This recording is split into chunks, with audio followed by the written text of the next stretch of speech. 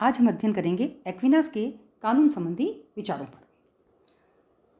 Professor Dunning ने कहा है कि संत थॉमस एक्विनास का कानून एवं न्याय सिद्धांत वह धारा है जिसके माध्यम से अरस्तु, स्टोइक्स, सिसरो, रोम के साम्राज्यवादी विधिवेत्ताओं और संत ऑगस्टाइन के सिद्धांत समन्वित रूप से आधुनिक युग को संप्रेषित किए गए थे।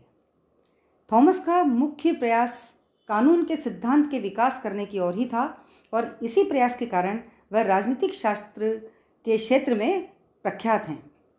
राजनीतिक चिंतन के लिए सामान्यतः एक्विनास का कानून विषयक जो विवेचन है उसकी महानतम देन है।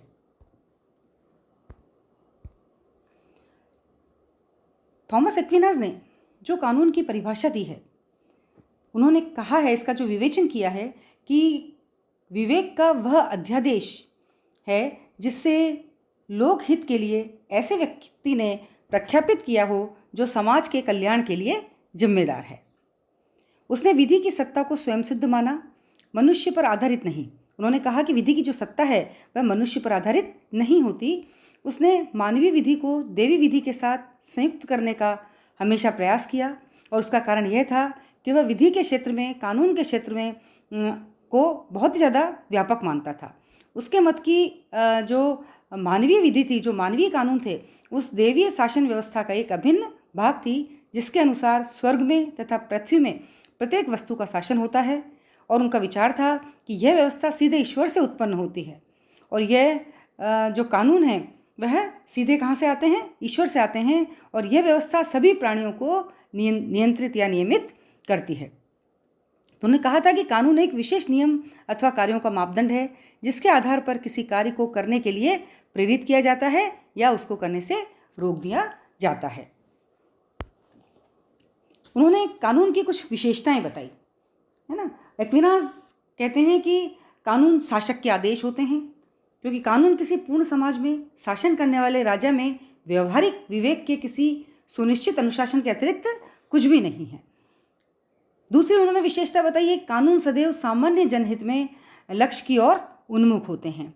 कानून का संबंध किससे होता है? उस आज्ञा से जो सामान्य सुख की ओर ले जाती है। तीसरी विशेषता उन्होंने कानून की बताई है कि समस्त जनता कानून की संस्थापक हो सकती है। उस जन नेता द्वारा यह कार्य संपादित किया जा सकता है जो कि समस्त जनता के हितों की रक्षा करते हैं। चौथी बात उन्होंने कही है कि कानून को तभी अपनी शक्ति उपलब्ध हो सकती है जब उसकी समुचित रूप से उद्घोषणा हुई हो।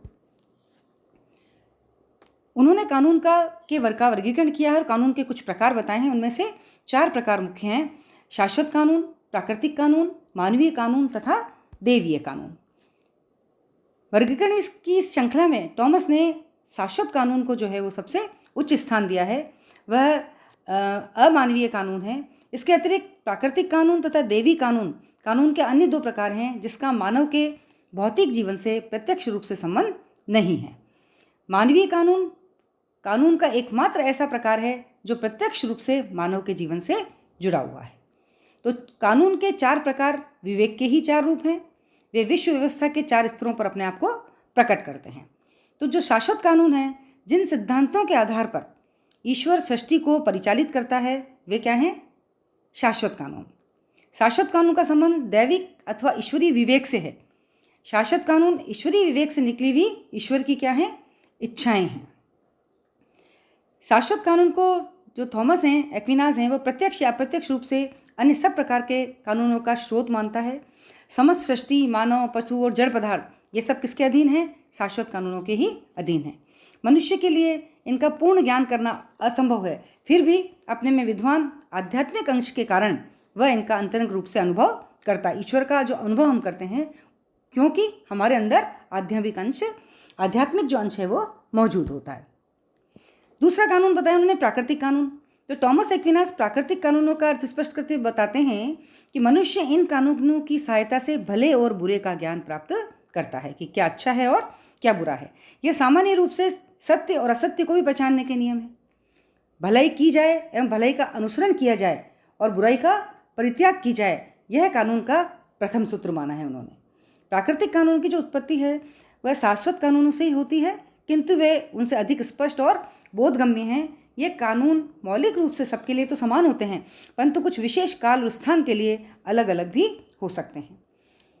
प्राकृतिक कानून विश्व की सभी वस्तुओं में समान रूप से व्याप्त होते हैं, चाहे मनुष्य हो या वनस्पति हो या जानवर हो, पशु हो। लेकिन अंतर क्या है कि मनुष्य में इनका बड़े सुंदर ढंग से अभिव्यक्तिकरण हुआ है, क्योंकि वह उसके अंदर क्या होता है, विवेक, और वह विवेक से कार्य करता है, जबकि पशु पौधे अचेतन रूप से कार्य करते हैं। प्राकृतिक कानून मनुष्य की अनेक स्वाभाविक इच्छाओं की पूर्ति की व्यवस्था करते हैं। कौन कौन सी जो स्वाभाविक इच्छाएं, आंतररक्षा, यौन, है ना, संतानोत्पादन करना, बच्चों की शिक्षा, परोपकार, ये कुछ ऐसी चीज़ें हैं जो प्राकृतिक कानून में आती हैं। तीसरा कानून उन्होंने दिया है मानवीय कानून, कि ये मनुष्य द्वारा समाज में शांतिपूर्ण जीवन बनाए रखने के लिए जो बनाई गई दंड की व्यवस्थाएं हैं, इनके भय से समाज में क्या रहता है, शांति बनी रहती है। मानवीय कानून का निर्माण मनुष्य अपनी बुद्धि से करता है, किंतु ये प्राकृतिक कानून पर ही आधारित होते हैं। मानवीय कानून प्राकृतिक कानून के एक तरह से पूरक हैं। इनकी आवश्यकता इसलिए भी होती है कि प्राकृतिक कानून अनिश्चित और अपरिभाषित होते हैं और उनमें दंड की व्यवस्था नहीं होती। प्राकृतिक कानून हमने देखा ना, उनमें दंड की व्यवस्था बिल्कुल नहीं होती। लेकिन एक्विनास ने मानवीय कानूनों की भी विशेषता बताई है। उन्होंने कहा है कि मानवीय कानून राजा या शासक वर्ग की मनमानी पर नहीं वरन विवेक पर आधारित रहते हैं। मतलब ये जो कानून है ये शासक की मनमानी पर नहीं बने हैं, शासक ने इनको विवेक से बनाया है। मानवीय कानून ऐसी सकारात्मक विधियां हैं जिन्हें किसी भी समय विशेष पर मानव आवश्यकताओं के लिए, मतलब मनुष्य की जब आवश्यकता हुई तब इन कानूनों का हमने निर्माण किया। इसके उन्होंने दो भेद बताए, एक तो राष्ट्रों का कानून होता है और एक नागरिकों का कानून होता है। यह कानून समस्त समुदाय के सामान्य हित की पूर्ति के साधन हैं। मानवीय कानून आवश्यक रूप से लौकिक जीवन तक सीमित होते हैं, पारलौकिक जीवन तक इनकी कोई भी सीमा नहीं है, ये पारलौकिक जीवन से संबंधित नहीं है। मानवीय कानून के पीछे सार्वजनिक सहमति होती है ना, और इनके पीछे सार्वजनिक मान्यता के बल के साथ साथ दंड की भी व्यवस्था है, तथा ये जो कानून है ये प्राकृतिक कानून के अनुकूल नहीं है। उनका तो उल्लंघन किया जा सकता है, लेकिन मानवीय कानूनों का उल्लंघन नहीं किया जा सकता। चौथे कानून को उन्होंने बताया है दैवी कानून। एक्विनास क्या कहते हैं कि दैवी कानून ईश्वरीय इच्छा के आदेशों की व्यवस्था है। देवी विधि वह शाश्वत विधि है जिसे ईसाई धर्म ने संसार के सामने प्रकट किया, जिसका पालन चर्च के द्वारा किया जाता है, और इसका उद्देश्य दोष रहित ढंग से मनुष्य को उस ईश्वरीय सत्य की ओर ले जाना है जिसे शाश्वत कल्याण या मोक्ष कहते हैं। अगर व्यक्ति को मोक्ष में जाना है तो देवीय कानून उसको कहाँ ले जाता है, मोक्ष में ले जाने का एक साधन है।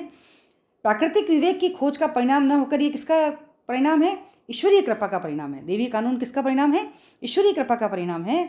और मानवीय कानून गलती कर सकते हैं लेकिन देवी कानून जो है सही दिशा बनाने का काम करते हैं। ये मानव के आंतरिक कार्यों का नियंत्रण करते हैं। देवी कानून उन अपराधों तथा पापों का शमन करने के लिए आवश्यक हैं जो मानवीय कानून की पहुंच के परे हैं। इनको दो भागों में उन्होंने बताया है। एक तो बताया उन्होंने कि प्राचीन देवी कानून जो ओल्ड टेस्टामेंट पर आधारित हैं, और दूसरा देवी कानून जो न्यू टेस्टामेंट पर आधारित हैं, और इनके पालन का आधार मानव का विवेक नहीं है बल्कि मानव की आस्था है। तो एक्विनास ने कानून संबंधी विचारों में स्पष्ट किया कि शाश्वत विधि की शिक्षा मनुष्य को प्राकृतिक विधि के माध्यम से मानव स्वभाव की क्षमता के माप के अनुसार प्राप्त होती है। कि भाई जो शाश्वत विधि की है वो और जो प्राकृतिक विधि की विधियां हैं वो किसके आधार पर मनुष्य को प्राप्त होती है, मानव के स्वभाव के आधार पर। मानव विधि प्राकृतिक विधि की मूर्त अभिव्यक्ति है। देवी विधि मनुष्य को अंतिम एवं महान प्राकृतिक उद्देश्य को ले जाने का एक साधन है, और शाश्वत विधि के पूर्ण पालन में ये सहायक होती है। जो देवी विधि उसी के कारण ही हम शाश्वत विधि का पालन करते हैं। शाश्वत व प्राकृतिक दोनों ही प्रकार की विधियां निश्चित विधियां नहीं हैं, क्योंकि उनका निर्माण किसी निश्चित समय पर नहीं हुआ। और इसके विपरीत जो मानवीय व देवी विधियां हैं वो निश्चित विधियां हैं, क्योंकि उनका निर्माण या तो उनकी अभिव्यक्तियां एक निश्चित समय पर होती हैं, और मानव विधि या प्राकृतिक विधि के अनुकूल होना आवश्यक है, तथा देवी विधि शाश्वत विधि से टकरा नहीं सकती। मतलब देवी विधि को उन्होंने शाश्वत विधि से आगे माना।